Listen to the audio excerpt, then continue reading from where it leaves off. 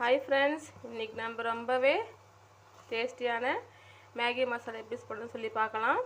எப்போவுமே ஒரே மாதிரி சமைச்சு சாப்பிடாம இந்த மாதிரி டிஃப்ரெண்ட்டாக நம்ம சமைச்சு சாப்பிடலாம்.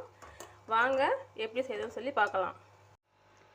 மசாலா மேகி செய்ய நான் இங்கே ஒரு வெங்காயம் கட் பண்ணி வச்சுருக்கேன், ஒரே ஒரு தக்காளி, 2 முட்டையை உடைச்சி வச்சுருக்கேன், 2 பாக்கெட் மேகி. வாங்க எப்படி செய்யணும்னு சொல்லி பார்க்கலாம். ஃபஸ்ட்டு அடுப்பு பற்ற வச்சு கடாயை வச்சுருக்கேன். கடாயை சூடானோடனே தேவையான அளவு எண்ணெய் சூடாகட்டும். எண்ணெய் சூடானோடனே வெங்காயம் நல்லா வறுபடட்டும். இது கூடவே கொஞ்சம் கறிவேப்பிலை,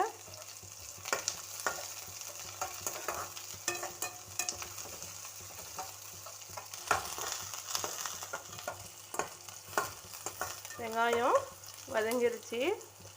இப்போ இதில் 1/2 டீஸ்பூன் இஞ்சி பூண்டு பேஸ்ட்டு போட்டு நல்லா இது பண்ணிக்கலாம், வதக்கி விட்டுக்கலாம். இஞ்சி பூண்டு பேஸ்ட் வறுபட்ட உடனே கட் பண்ணி வச்சுருக்க அந்த ஒரு தக்காளி போட்டுக்கலாம்.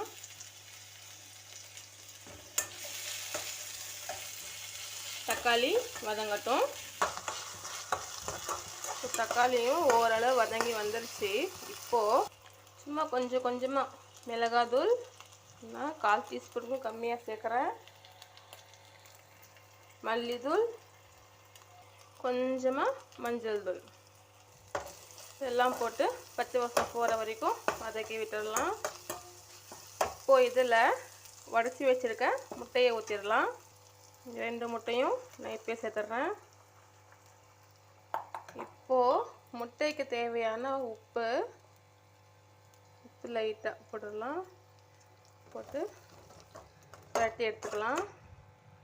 முட்டை நல்லா இந்த அளவு வந்த உடனே நம்ம 2 பாக்கெட் மேகிக்கு தேவையான அளவு தண்ணி ஊற்றிக்கலாம். இப்போது தண்ணி நல்லா கொதித்து வரட்டும்.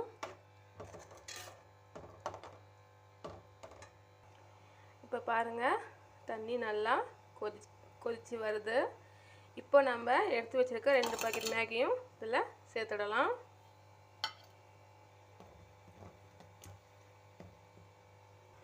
அந்த 2 மசாலாவையும் சேர்த்துடலாம். இப்போது மேகி நல்லா வெந்து வரட்டும்.